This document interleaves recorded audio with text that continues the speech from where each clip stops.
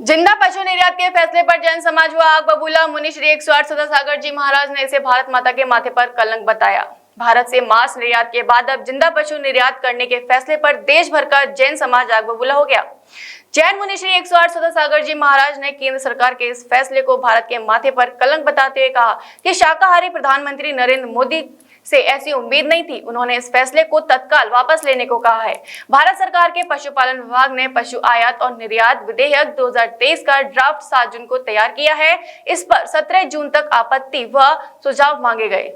इस ड्राफ्ट में आश्चर्यजनक रूप से मवेशियों और जानवरों को कमोडिटी के रूप में परिभाषित किया गया है। उन्हें लाइव स्टॉक एक्सपोर्ट करने की कानूनी मान्यता मिल जाएगी। यह ड्राफ्ट संविधान के प्रावधान और भावना के खिलाफ है। इस अधिनियम के पारित होते ही देश से मांस निर्यात की तरह जिंदा मवेशी निर्यात होने लगेगी। पशु प्रेमी से कानून आहत है।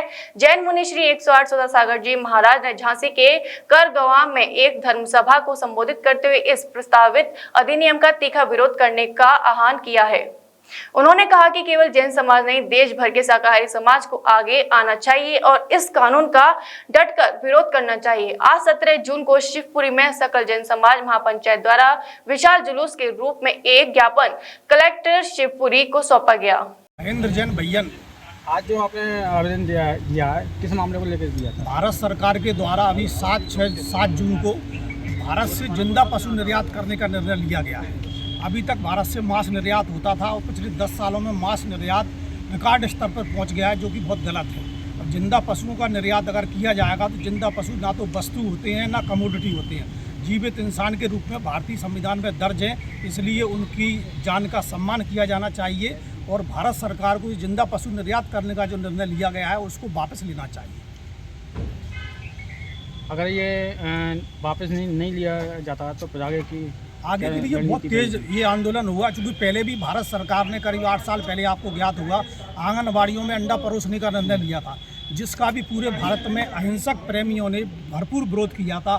और इस निर्णय का भी, क्योंकि भारतीय संस्कृति में पशु रक्षा बहुत बड़ी मानी गई है। हमारे यहाँ गौ माता में 33 करोड़ देवी देवताओं की हम उसमें वो मानते हैं कि उसमें वास करते हैं और गोबर आदि से हमारी ज़मीन उपजाऊ होती है, जो कि अगर पशु निर्यात होता है तो इससे भारत की पर्यावरण बिगड़ेगा और भारत की ज़मीन भी हमारी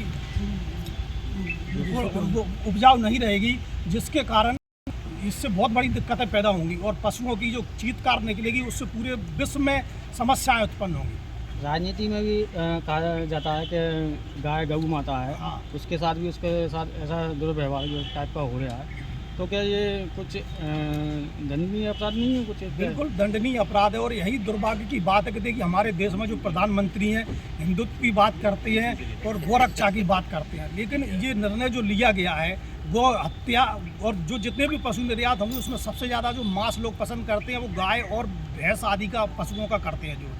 तो हमारे देश से अगर ये गाय और पशु आदि समाप्त हो जाएंगे तो हमारी देश की ज़मीन बंजर हो जाएगी और पूरे देश में से हाहाकार मच जाएगा। उनकी चीत्कार जो निकली थी, हम समझते हैं अगर एक जरा सी सुई हमको चुभती है तो कितना कष्ट होता है। अगर पशुओं को जिंदा निर्यात किया जाएगा, आप वीडियो देखेंगे तो उनको कितनी दुर्दशा तरीके से उनको निर्यात किया जाता है, कैसे उनको भर दिया जाता है, तो उनकी जो कष्ट उनको जो होगा, हम चाहते हैं पूरा पशु प्रेमी भारत का और सकल जैन समाज आदि कि ये निर्णय सरकार को वापस लेना चाहिए और इसके विरोध के लिए और समय देना चाहिए सरकार को। हम तो इसका भरपूर विरोध करेंगे। NABS द्वारा प्रमाणित मथुरा का पहला होलमियम लेजर सुविधा युक्त Rohit kidney and stone hospital, जहां होता है गुर्दे और गाल ब्लेंडर से जुड़ी हर समस्या का दूरबीन द्वारा इलाज, प्रोस्टेट पेशाब संबंधी समस्याओं का उचित इलाज, हर्निया, अपेंडिक्स एंड सेक्स संबंधित समस्याओं का विश्वसनीय इलाज। साथ ही हमारे यहाँ हेल्थ इंश्योरेंस सहयोगी के रूप में मौजूद है। Star health insurance, ICICI Lombard, max health insurance और कैशलेस सुविधाओं के साथ आयुष्मान कार्ड के तहत फ्री ऑपरेशन की सुविधाएं मौजूद। गोवर्धन चौराहे के पास, दिल्ली आगरा हाईवे, मथुरा।